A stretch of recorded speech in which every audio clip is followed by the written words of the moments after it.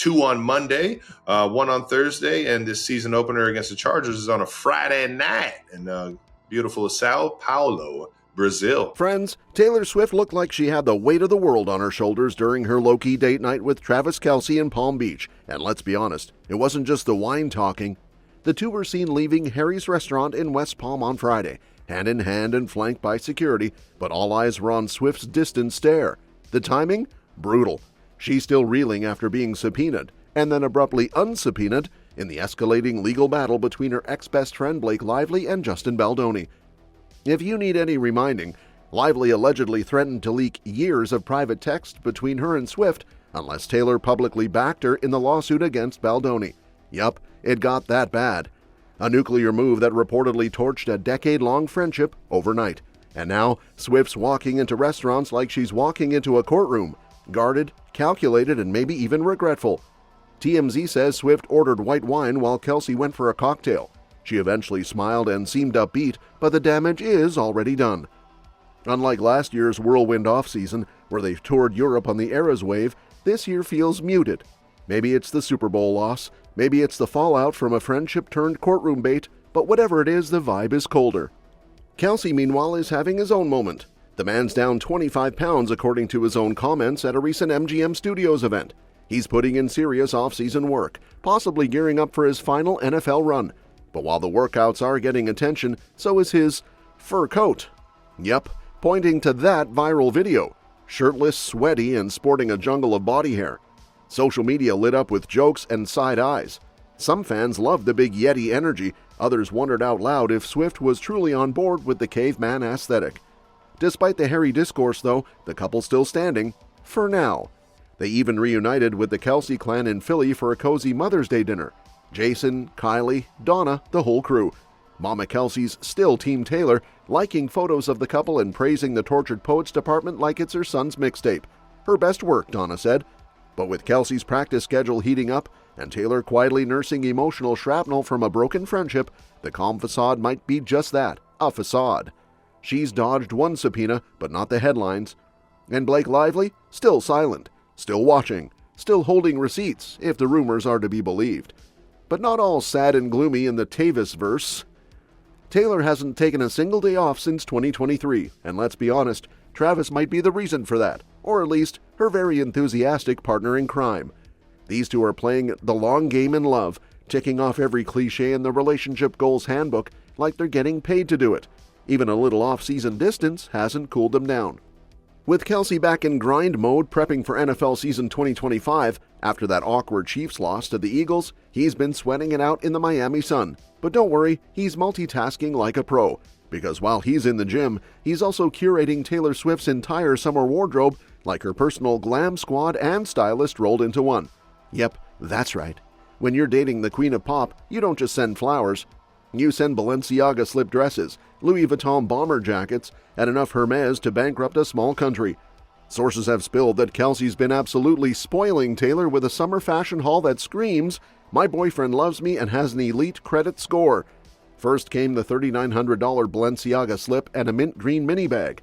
Then he upped the ante with Louis Vuitton's greatest hits, a striped polo dress perfect for sipping wine in Italy, a $4,250 bomber jacket covered in travel patches, and a silk monogram number fit for a sunset dinner date. But wait, there's more! Travis said add to cart like a man on a mission. He reportedly picked up a flowing Georgette dress, a $6,100 fringed Prada bag, and a buttery leather skirt that practically moans rich girl summer. Plus, a floral miniskirt and crochet tote that says, "I woke up in a villa." And just when you thought he might stop, Hermes. We're talking tens of thousands on a reversible jacket, silky dresses, a twin set coat, and a $2,500 beach bag for the woman who quite literally owns summer. He's turned Taylor's closet into the set of a fashion documentary. So while Travis is treating Taylor like royalty with a wardrobe that could kill a runway, behind the glam there's a slow burn going on. She may be all smiles in public, but privately, the Blake breakup is said to be stressing her out. Still, what do you think? Is Travis winning the boyfriend Olympics with these gifts, or is there more to this story than couture and cocktails? Anyway, let's talk about the elephant in the room now. Taylor Swift in The Handmaid's Tale? Yeah, fans really thought they caught a surprise cameo, and the internet practically lit on fire trying to prove it. It all started during episode 9 of the Hulu hit, when a mysterious Mayday rebel stepped out of a car. You didn't see the face, just the silhouette. But that was enough for Swifties to go full CSI mode, zooming in and matching the walk, the hair, the posture. Soon enough, the theory dropped. Taylor Swift is in Gilead, and she's fighting the patriarchy with Offred. Well, Elizabeth Moss finally had to step in and squash the dream. In a May 23rd interview with TV Line, she addressed the swirling rumor with a laugh. "That's amazing. Of course it's not Swift. Of course it's not her," Moss said, clearly tickled by the whole theory. "Oh my God, that's hilarious." And honestly, she wasn't mad about it. The idea of Taylor casually strolling into Gilead for a rebellion cameo? Iconic. Moss agreed. It would have been incredible. But this is why we were so excited about that moment, she added. The fan engagement on Handmaids is already so intense, and mixing that energy with Swifties? Jesus Christ, it's so fun. So no, sorry to burst the red-cloaked bubble, but that wasn't Taylor. Moss made it pretty clear, if Taylor Swift was actually on set, we'd see her face front and center, probably slow motion, with dramatic lighting and a string quartet behind her. She's that girl. But while Taylor didn't physically show up in the episode, her voice sure did, loud and clear. A brand new re-recorded version of Look What You Made Me Do, Taylor's version, made its dramatic debut in the show, giving major revenge vibes and setting Twitter ablaze. Yes, we're talking about that track from the Reputation Vault, the one that makes you feel like plotting vengeance on your enemies with a red lip and stilettos. So how'd they pull that off? According to showrunner Eric Tuchman, it all came down to Moss being a total Swiftie herself. In an interview, Tuchman shared that the cast and crew are full-on Swift fanatics, and Moss was leading the charge. She's been looking for the right moment to include one of Taylor's songs for a while, he said, and she's actually the one who got it done. She spoke to Taylor's people and made it happen. We're thrilled. Moss didn't hold back either when she gushed about Swift in a Billboard interview on May 20th.